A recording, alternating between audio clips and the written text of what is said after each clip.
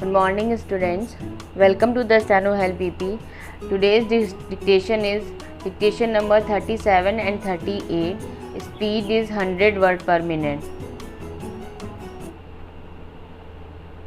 Start. उपाध्यक्ष महोदय, budget पर जो चर्चा चल रही है उसमें भाग लेते हुए मैं भी अपने विचार सदन के सामने प्रस्तुत करना चाहता हूँ। इस पर विचार करते समय दो स्थितियों को हमें दृष्टि में रखना होगा। एक दृष्टि यह है कि किस स्थिति से हमारा देश गुजर रहा है, उसमें हमें क्या करना है, और दूसरी दृष्टि यह है कि भविष्य में देश को किस दिशा में ले जाना चाहते हैं। जब तक इन दोनों दृष्टिकोणों को सामने रखते हुए इस बजट को नहीं जांचेंगे, तब तक हम यह निर्णय नहीं कर पाएंगे कि यह जो बजट हमारे सामने रखा गया है वह देश की दृष्टि से उचित बजट है या नहीं। जब मैं इस समय की स्थिति को देखता हूँ तो मेरे सामने देश की संकटकालीन स्थिति आ जाती है। किस तरह से चीन और पाकिस्तान की तरफ से हमको खतरा है, किस तरह से वे देश पर हमला करना चाहते हैं और किस तरह से हमारी आपसी एकता को मिटाकर हमको लड़ाकर देश में देशद्रोह फैलाना चाहते हैं। इसके साथ ही साथ जब मैं पिछले बजट को सामने रखता हूँ तो मुझे यह कहना पड़ता है कि बजट चाहे जिस स्थिति में भी रखा गया हो बहुत सुंदर बजट है। एक ईमानदार कोशिश हमारे वित्त मंत्री महोदय ने इस बजट को तैयार करते समय की है, लेकिन एक राजनीतिज्ञ की दृष्टि से जब मैं देश के भविष्य की ओर देखता हूँ तो मुझे यह कहने में कोई संकोच नहीं होता है कि कोई विशेष समाधान इस बजट से नहीं निकलता।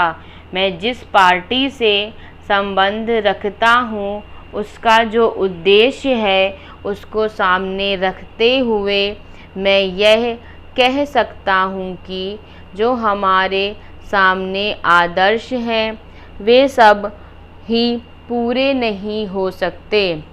हमारे वित्त मंत्री या हमारी सरकार आज ही सब कुछ नहीं कर सकती या स्वर्ग लाकर हमारे सामने खड़ा नहीं कर सकती, लेकिन फिर भी यह मैं अवश्य देखना चाहता हूँ कि हमारा देश आगे बढ़ रहा है या नहीं। जिस दिशा में हम आगे नहीं बढ़ रहे हैं उसे देखकर मुझे निराशा अवश्य होती है। जो प्रस्ताव कांग्रेस अधिवेशन में पास हुआ उसके मूलभूत विचार मैं आपके सामने रखना चाहता हूँ। वहाँ हमने यह निश्चय किया था कि वर्तमान पंचवर्षीय योजना खत्म होने तक देश की जनता की ज़रूरत की चीज़ें पूरी कर दी जाएंगी। उपाध्यक्ष महोदय, उसमें हमने साफ साफ कहा था कि जो गरीब वर्ग है जिसकी गरीबी के बारे में सभी जानते हैं, उसको देश की आमदनी का जो औसत है वह अवश्य ही मिल जाएगा और इस दिशा में हमारा प्रयत्न जारी रहे। हमारा जो बजट है उसको जब तक अपनी आर्थिक व्यवस्था या अपने विचारों के अनुसार नहीं आंकेंगे तब तक उस ध्येय की पूर्ति नहीं हो सकती। यदि इस दृष्टि से अपने बजट को देखते हैं तो हम इसे ना अधिक और ना कम नंबर दे सकते हैं। मेरी प्रार्थना यह है कि सरकारी या सरकार जिन संस्थाओं को सहयोग देती है उन्हें आदेश दिया जाए कि वे देश की उन्नति का विचार करें, परंतु खाने की पुष्टि देकर नहीं। यह कार्य शीघ्र से शीघ्र होना चाहिए। इसका कारण यह है कि उच्च श्रेणी आम जनता का आदर्श होती है और जो कुछ उच्च श्रेणी के लोग करते हैं उसकी नकल कनिष्ठ श्रेणी के लोग करते हैं।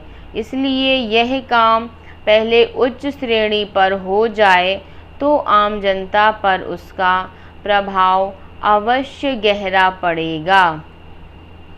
सप्ताह में 2 बार भोजन छोड़ने का जो मेरा सुझाव है, इससे न केवल अनाज वरन ईंधन, तेल, कोयला आदि सबकी बचत होगी। भोजन छोड़ने के अलावा अन्न बचाने का और भी एक तरीका है, वह भी सामूहिक सामाजिक श्रेणी पर किया जा सकता है। जानते हैं कि इस देश में 10% अन्न कौन खराब करता है? कीड़े, पक्षी, बंदर और बोरियां ठीक न होने से अनाज गिरता है और मिट्टी में मिल जाता है। यह विचारणीय है। इस प्रकार 80 लाख टन बर्बाद होने वाले अन्न को बचाया जाए तो भारतवर्ष को किसी भी देश से अन्न की भिक्षा मांगने की आवश्यकता नहीं पड़ेगी। श्रीमन, यह अपराध कबूतरों, बंदरों, कीड़ों आदि का नहीं है, यह अवश्य ही हमारा अपराध है। आज तक विदेशों से हमको अनाज मिलता रहा है, इसलिए हम लापरवाह थे, इसलिए अनाज का विनाश होता रहा। परंतु अकाल पड़ेगा जैसा कि इस वर्ष पड़ा है, तभी हम जागें, तो यह ठीक नहीं है। हमें अन्न के नाश को रोकने की सतत कोशिश करनी चाहिए। उसकी बचत करना हमारा परम कर्तव्य है। यह काम हर किसान, बच्चा और युवक कर सकता है और उन्हें करना चाहिए। अन्न बचाने की समस्या केवल कानून के जरिए हल नहीं होगी, यह बात भी सामाजिक चेतना पर निर्भर है।